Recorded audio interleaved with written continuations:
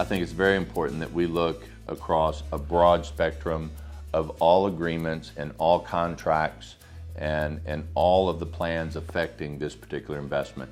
And that would mean that, of course, we would need to look at the UAW contracts that are in place today. And I think everything is open for negotiation or renegotiation. I would say this on the onset, that the UAW needs to be included, and their workers, their members, need to be a very significant part of moving forward. When we all got there to where we are today, we all got there together. And the best way to come out of this is working together to bring us all out of it together so that we all win, a win-win. And that has always been on the table for Americans throughout the history of this country. It has had to be a win-win situation.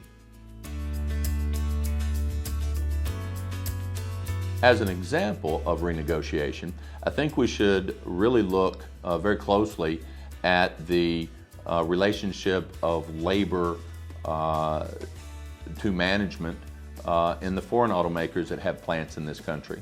I think we should look at the Saturn manufacturing plant and the labor agreements in place there, which are very much different from existing labor agreements, shall we say, out of Detroit. In addition, you have a current GM and Toyota agreement, a venture program out in Southern California, that the labor agreement is about yay big. And existing labor agreements for other manufacturing locations are about this big. And I think labor would agree, and I think the unions, I hope, would agree that we can lessen some of that. We can lessen the agreements, we can move forward so that it's a win-win. And so the manufacturing base, the labor in this country, knows that they can bring home wages that will help them put food on the table, help them with the American dream of owning their own home and not going into foreclosure month to month, and being able to provide simple yet affordable and accessible health care to their families and opportunity for higher education.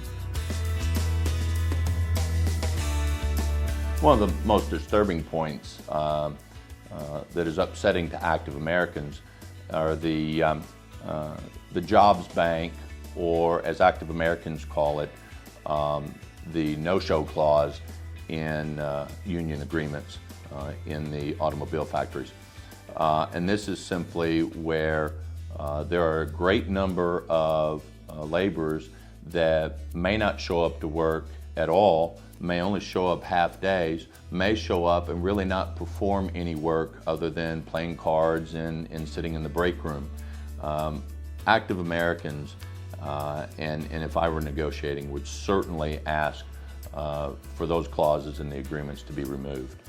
Nobody in this country should, that's willing and able to work, should be paid not to work. You know, a lot of questions, a lot of concerns, a lot of the details have not been ironed out. The big three automakers have just come to the table asking for this capital.